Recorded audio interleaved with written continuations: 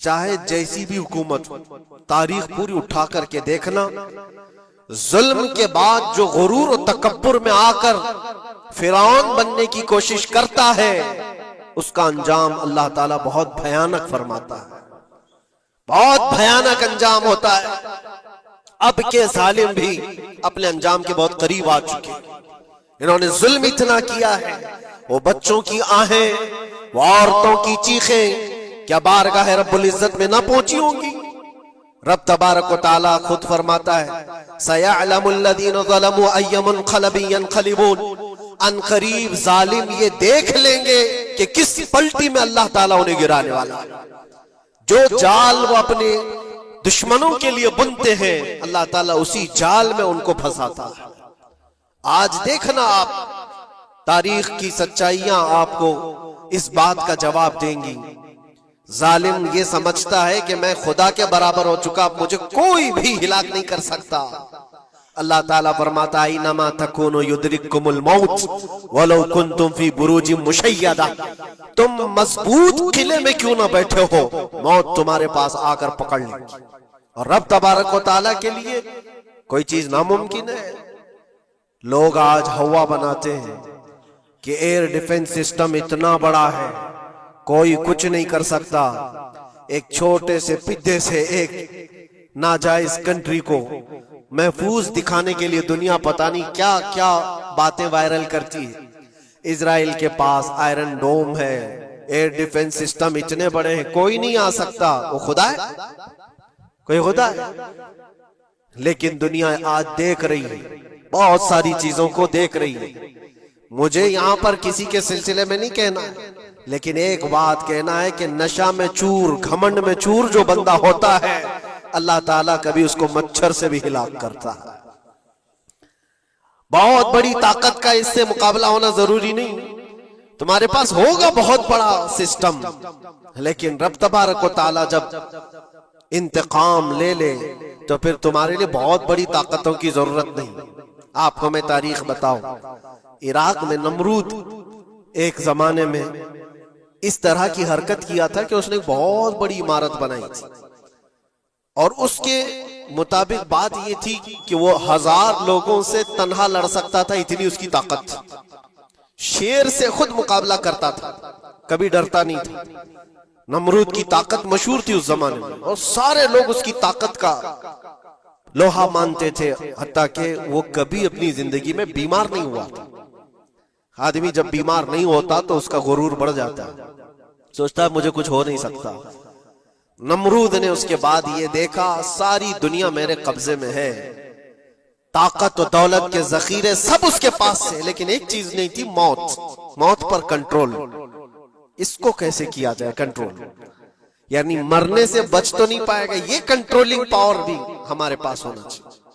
اس نے ایک بہت بڑی عمارت بنائی، کہا کہ خدا آسمانوں میں ہوتا ہے، ہم اتنی بڑی عمارت بنائیں گے کہ ان عمارتوں پر چڑھ کر خدا کو للکاریں گے۔ آجا میں مقابلہ کرتا ہوں، اور مقابلہ کر کے میں خدا کو گرا دوں گا کسی بھی طرح سے۔ اگر مجھ سے نہ ہو سکے تو پوری فوج کو تیار کروں گا، خدا سے لڑائی لڑ کر کے ایک بار وہ موت اور حیات کا پاور اپنے ہاتھ میں لے لیں گے، پھر ہم کو جب تک چاہے جینا ہے۔ کہاں کی خام خیالی!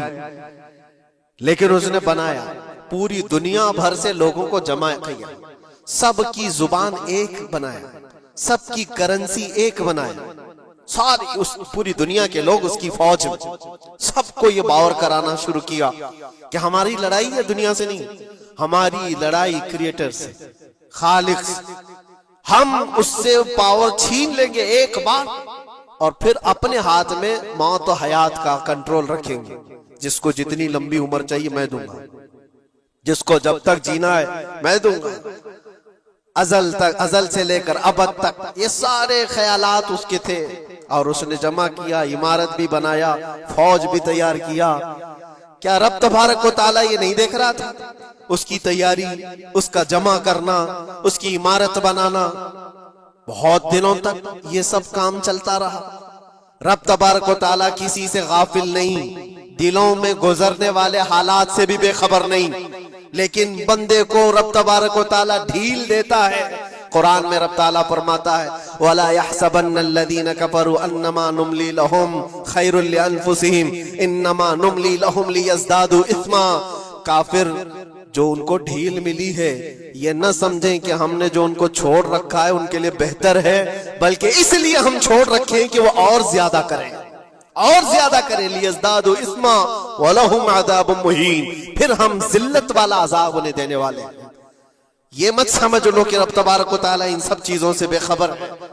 نمرود اتنا سب کرتا رہا، اللہ نے اس کو چھوڑ رکھا. بنا لے لمبی عمارت، بنا فوج بھی بنا لی، ساری چیزیں بنا لیا، مقابلے کے لیے اس نے دن بھی طے کر لیا. اس کے بعد اس کو خدا سے لڑائی لڑنی تھی، کہاں خدا تک پہنچنے کی بات. لیکن بندہ جب غرور و تکبر میں آتا ہے تو وہاں تک بھی سوچتا ہے. اسے موت پر کنٹرول حاصل کرنا تھا، بس یہ ایک چیز تھی. پھر جب وہ دن آیا، کتابوں میں ملتا ہے اللہ تبارک و تعالیٰ نے فرشتے اس کی جو تعداد ہے اس کا کسی کو علم نہیں. بارش کے جتنے قطرات گرتے ہیں نا، ایک ایک فرشتہ بوند لا کر رکھتا ہے. اب آپ اندازہ کر سکتے ہیں فرشتوں کی تعداد کتنی ہو سکتی. اس میں جو بڑے فرشتے ہیں وہ جبرائیل، میکائیل، اسرافیل اور اسرائیل علیہم السلام، جو سردار ملائکہ ہیں، فرشتے ہیں. ان کے اپنے اپنے کام ہیں، بہت پاورفل فرشتے ہیں. ان کی بات نہیں کر رہا. کسی ایک عام فرشتے کو رب تبارک و تعالیٰ نے بلایا اور فرمایا جاؤ زمین پر، ہمارے ایک بندے نے ہم سے لڑائی کا ارادہ کر لیا ہے. اس کی طاقت و قوت اور اس کی جمع شدہ ساری چیزوں کو دیکھ کر کے آؤ. وہ فرشتہ زمین پر آیا.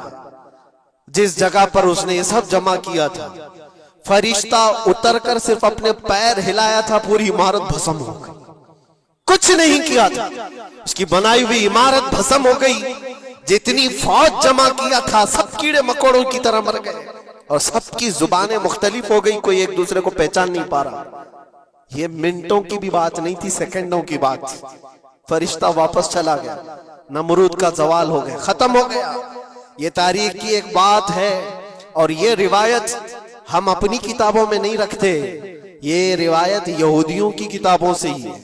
یہودی اس بات کو یقین کرتے ہیں، اور اسی وجہ سے اس بات پر وہ دوبارہ عمل کرنے کے لیے پھر کوشش میں ہے. نیو ورلڈ آرڈر جو کہا جاتا ہے، پوری دنیا کو اکٹھا کرنا، ایک کرنسی بنانا، ایک لینگویج پر لانا، اور سب کو ملا کر کے ایک طاقت حاصل کرنا، سپیس پر جانا، اور پھر وہی چیزیں دہرانی جا رہی ہے. دنیا وہی چیز ایک دوبارہ بار ٹرائی کرنا ہے، جس کے لیے آپ کو پتہ ہے یہ چھوٹی سی قوم پوری دنیا پر کنٹرول حاصل کرنے کے کیسے کیسے خواب دیکھتی.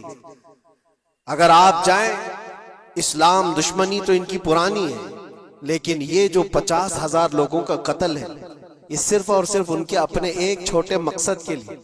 ہو سکتا ہے بہت ساری باتیں ہوں، غزہ پٹی ایک ہی علاقہ بچا ہوا ہے فلسطین کا، باقی سب تو یہ قبضہ کر چکے. 1947 کے بعد، 48 کے بعد چھوٹا سا حصہ جو باقی غزہ پٹی جس کی 20 لاکھ کی آبادی، اس علاقے پر اتنی زیادہ کیوں کرورتا ہے؟ کیوں؟ باقی سب جگہ پر اور بھی دیگر جگہ پر، یروشلم میں، ویسٹ بینک میں، کئی جگہوں پر مسلمان آباد ہیں. یہ غزہ کے لیے کیوں اس قدر سختیاں ہیں؟ دنیا کو بتانے کے لیے تو یہ ایک آتنکواد جماعت ہے حماس، جس کا مقابلہ کرنے کے لیے ہم یہ حملے کر رہے ہیں. لیکن آج تک یہ دنیا کو بتا نہیں سکے کتنے حماسیوں کو قتل کیا، کتنے حماس کے لوگ پکڑے گئے، کتنوں کو مارا گیا. چند ہوں گے، لیکن اس کے بدلے میں جو بھاری قیمت چکائی ہو غزہ کے نہتے لوگوں نے، 50,000 لوگوں کا قتل، یہ تو ریکارڈ پہ دکھ رہا ہے. باقی اللہ عالم، باقی کتنے ہیں جن کی تعداد مل نہ سکی ہو. بعض دانشوروں نے یہ بھی بتایا اس کو صرف اور صرف ایک کینل بنانا ہے جو دنیا کی ٹریڈنگ پر قبضہ حاصل کرنے کے لیے. جو سوئس کینال ہے ایجپٹ کا، جس سے میڈیٹرین سی سے لے کر کے گزرتے ہیں، 2 سمندروں کو جوڑنے کے لیے ایک کینل ہے مصر میں، ایجپٹ میں، جہاں سے ایجپٹ ہر گزرنے والے جہاز سے ٹیکس لیتا ہے، ہر گزرنے والے جہاز سے ایک بھاری قیمت لیتا ہے، جس سے ٹریڈنگ پر اثر بھی رہتا ہے. اور جب وہ چائے بند کرے 2 مرتبہ اس نے بند بھی کیا تھا تاریخ میں 1950 کے بعد. اور یہ خواب دیکھتا ہے اسرائیل کہ ہم اپنی ہی جگہ سے ایک کینل بنا لیں تقریباً 300 کلومیٹر، جس کے لیے اس کو غزہ حاصل کرنا بہت ضروری ہے. یہ بعض لوگوں کی اپنی تحقیق ہے. تو کیا کوئی اپنے مفاد کا حاصل کرنے کے لیے 50,000 لوگوں کا قتل کر سکتا ہے؟ دنیا کو یہ بھیانک چہرہ بھی تو معلوم ہونا چاہیے. اگر ان کو کوئی راستہ بنانا ہے تو اس کے لیے انسانیت کا قتل کرنا.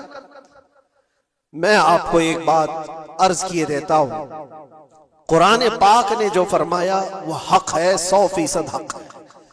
اللہ نے فرمایا، میں نے خطبے کے بعد جو آیت پڑھی وَضُرِبَتْ عَلَيْهِمُ الذِّلَّةُ وَالْمَسْكَنَةُ، اللہ فرماتا ہے ان پر ذلت اور غربت لکھ دی گئی.